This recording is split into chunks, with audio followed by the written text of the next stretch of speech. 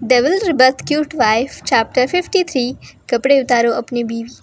अब आगे सब कुछ ठीक होने लगता है। कियारा अर्जुन के सीने पर अपना सर रखकर मुस्कुराने लगती है। उसकी आंखों में एक अलग ही सुकून था जो वो सिर्फ कमांडर अर्जुन बख्शी के करीब रहने से महसूस किया करती थी। पूरा बैंक्वेट हॉल तालियों की गड़गड़ाहट से गूंज उठता है। धीरे धीरे मेहंदी की रस्म खत्म हो जाती है। डाइनिंग टेबल पर बैठा पूरा बख्शी परिवार, भद्रा परिवार और जिंदल परिवार एक साथ मिलकर डिनर एंजॉय कर रहे थे। सभी लोगों के चेहरे पर खुशी और हंसी के भाव थे। सभी लोग एक दूसरे से बातें और हंसी ठिठोली कर रहे थे। धनराज साहब, बच्चों की शादी अच्छे से निपट जाए, इससे ज़्यादा खुशी की बात कुछ नहीं हो सकती। सही कहा आपने। सामने बैठी मिसेस भद्रा बेहद एटीट्यूड और एलिगेंस से मिस्टर धनराज बख्शी से कहती है, वैसे मानना पड़ेगा आज का दिन तो था राजवीर और आराध्या का, लेकिन सारी महफिल लूट ली अर्जुन और कियारा ने। मिसेस भद्रा बेहद एटीट्यूड से मिस्टर धनराज बख्शी को ये शब्द सुनाते हुए कहती है। ये शब्द साफ तौर पर एक तंज की तरह थे जो बख्शी परिवार के कानों में बखूबी गूंज उठते हैं। मिस्टर धनराज बख्शी अपनी आग उगलती आंखों से मिसेस भद्रा की ओर देखते हैं। उनके जबड़े कस जाते हैं। वो कुछ कहने के लिए अपना मुंह खोलते हैं। इससे पहले ही मिस्टर हर्षवर्धन बख्शी बेहद घमंड से मिसेस भद्रा से कहते हैं, मेरे बेटे और मेरी बहू को किसी की भी अटेंशन की ज़रूरत नहीं है मिसेस भद्रा। वो जिस महफिल में अपना कदम रखते हैं वो महफिल खुद ब खुद उनके नाम हो जाती है। नहीं नहीं भाई साहब, ऐसा बिल्कुल भी नहीं है। मिसेस भद्रा बिगड़ते माहौल को देखते हुए जल्दी से बात संभाल लेती है। मैं तो मजाक कर रही थी और आप सीरियस हो गए। मिस्टर भद्रा नाराज़गी से अपनी वाइफ की ओर देखते हैं। तभी अचानक ही उनकी नज़र अपने सामने बैठी जोड़ी पर पड़ती है। वो अर्जुन और कियारा थे। वो दोनों ही एक दूसरे में मगन एक दूसरे की प्रेजेंस को एंजॉय कर रहे थे। मिस्टर भद्रा के चेहरे पर उन दोनों को देखकर एक प्यारी सी स्माइल आ जाती है। आसिफा, खाना खाओ। मिस्टर भद्रा अपनी बीवी से बेहद रूड वॉइस में उन्हें ऑर्डर देते हुए कहते हैं। अपनी पति की बातों में गुस्सा और नाराज़गी महसूस कर मिसेस भद्रा का चेहरा काला पड़ जाता है। वो अपनी नज़रें नीचे झुका लेती है और आगे कुछ और कहने की हिम्मत नहीं करती। कुछ देर बाद डिनर ख़त्म हो जाता है। सभी लोग एक दूसरे को गुड नाइट विश करते हैं और अपनी अपनी रूम की ओर जा बढ़ते हैं। स्टेयर्स पर कमांडर अर्जुन बख्शी और कियारा एक दूसरे की आंखों में खोए हुए थे। हब्बी, हाँ, क्या आपको मेरी मेहंदी पसंद आई? देखो ये कितनी प्यारी है। कियारा अर्जुन से बेहद मासूमियत से अपनी नीली आंखों में चमक लिए बोलती है। अर्जुन कियारा की आंखों की चमक को ना तोड़ते हुए बेहद जेंटलनेस से अपना सर हाँ में हिला देता है। हब्बी, क्या आप मुझसे प्यार करते हैं? ये कैसा सवाल है? अर्जुन अपनी कोल्ड वॉइस से कियारा से पूछता है। कियारा की आंखें नम हो जाती है। अर्जुन अपने दांत पीस लेता है और अगले ही पल कियारा को अपनी मजबूत बाहों में उठा लेता है। हाँ बिल्कुल, क्या तुम्हें सबूतों और गवाहों की ज़रूरत है बेबी? यस। कियारा अपना सर हाँ में हिला देती है। अर्जुन की आंखें शौक से बड़ी बड़ी हो जाती है। व्हाट? वो कियारा पर ज़ोर से चिल्लाता है।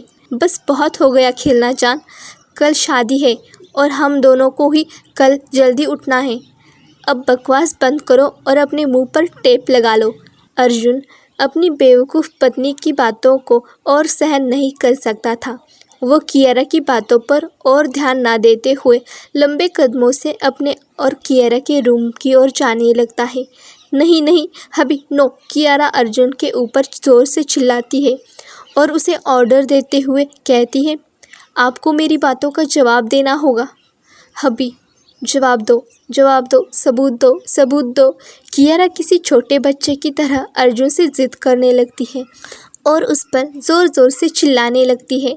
अर्जुन की हाथों की हरी नसें उभर आती है। व्हाट? अर्जुन अपनी लाल आंखों से कियारा की ओर देखता है और दूसरे ही पल कियारा को बेरहमी से किसी कांच की गुड़िया की तरह बेड पर फेंक देता है। उसे इस वक्त कियारा पर बहुत गुस्सा आ रहा था।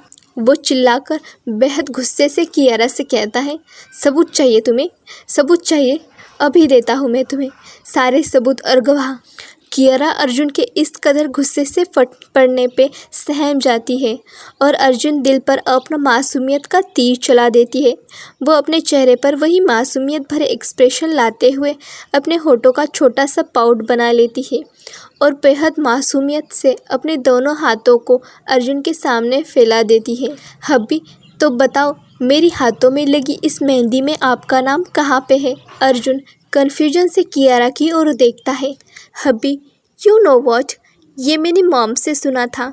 वो नीचे आराध्या से कह रही थी कि जब लड़की की हाथ की मेहंदी डार्क और ब्लैक रचती है और जो पति अपनी बीवी के हाथों में लिखा नाम ढूंढ लेता है, वो पति अपनी वाइफ से बहुत प्यार करता है। कियारा अपनी नीली आंखों में दुनिया भर की चमक लिए अर्जुन की ओर देखती है। अर्जुन की कन्फ्यूजन दूर हो जाती है। वो अपनी पागल बीवी को घूर घूर कर देखता है। कुछ सेकंड की खामोशी के बाद कियारा की चीख रूम में गूंज उठती है।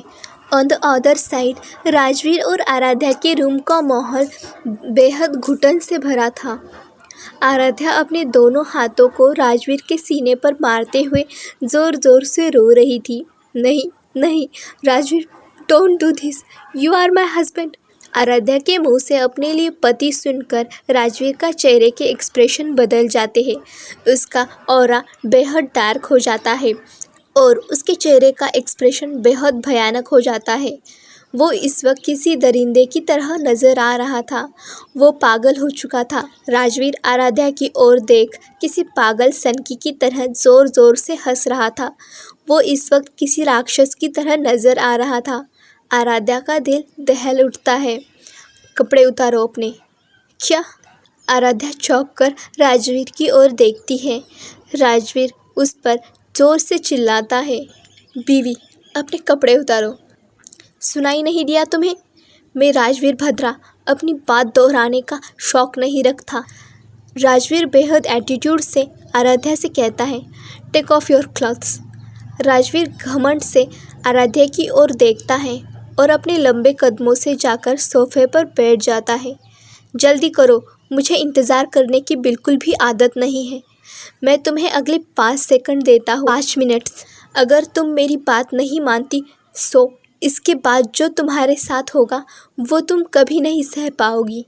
राजवीर अपने चेहरे पर शैतानी भरी स्माइल लिए आराध्या से कहता है, वैसे भी तुमने ही कहा था तुम मेरी बीवी हो, सो बीवी वाला काम करो और मेरी ज़रूरतें पूरी करो, मुझे खुश रखो, मेरे लिए बच्चा पैदा करो और मेरी कैद भरी ज़िंदगी में रहो, बस इतना ही।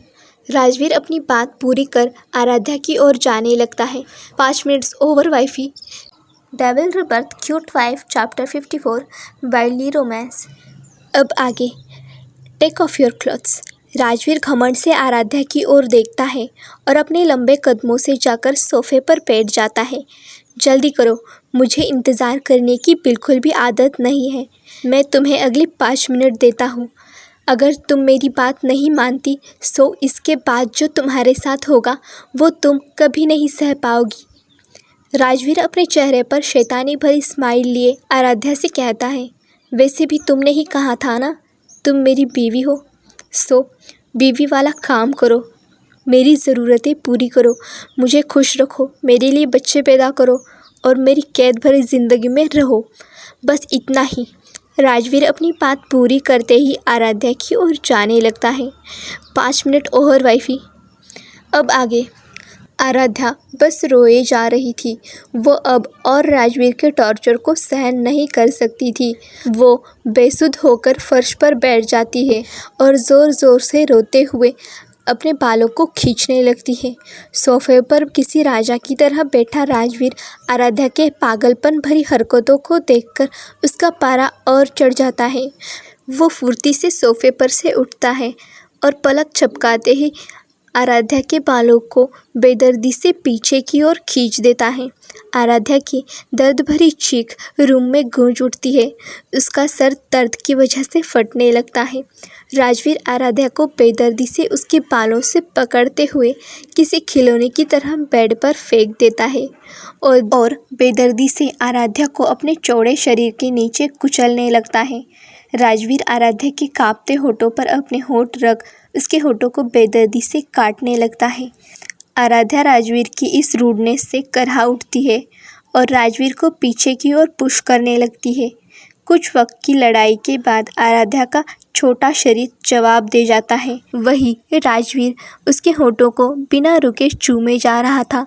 30 मिनट की लॉन्ग किस के बाद आराध्या की सांस फूलने लगती है और वो राजवीर के मजबूत शरीर के नीचे स्ट्रगल करते हुए सांस लेने के लिए कसमसाने लगती है। राजवीर ने आराध्या के ऊपर अपना पूरा वजन डाल रखा था, जिस वजह से आराध्या हिल भी नहीं पा रही थी। होठों से खून निकलने लगता है और उसकी आंखें धुंधली होने लगती है और कुछ ही देर में उसका शरीर बेजान हो जाता है।